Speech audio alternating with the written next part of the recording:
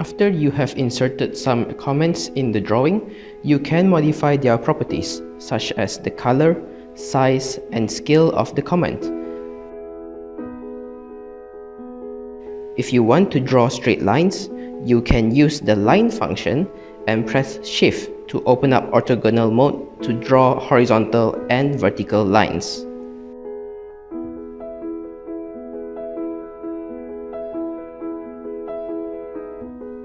If your drawing has external references, you can manage the external reference to load all the external references and save them.